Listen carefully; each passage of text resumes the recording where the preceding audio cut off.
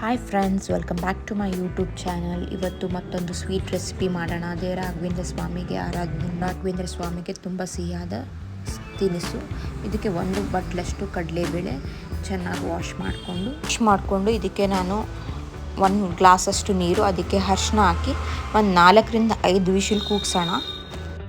ಮತ್ತೊಂದು ಕಡಾಯಿಗೆ ಒಂದು 4ರಿಂದ 5 ಟೇಬಲ್ ಸ್ಪೂನಷ್ಟು ತುಪ್ಪ, ಅದಕ್ಕೆ ಡ್ರೈ ಫ್ರೂಟ್ಸು, ಗೋಡಂಬಿ, ದ್ರಾಕ್ಷಿ ಇದೆಲ್ಲ ಹಾಕಿ ಹುರ್ಕೊಳ್ಳೋಣ.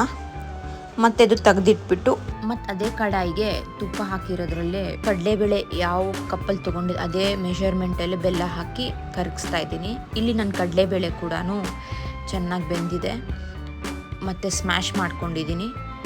ಈ ಬೆಂದಿರೋ ಕಡಲೆಬೇಳೆ ಇದಕ್ಕೆ ಹಾಕಿ ಚೆನ್ನಾಗಿ ಮಿಕ್ಸ್ ಮಾಡ್ಕೊಳ್ಳೋಣ.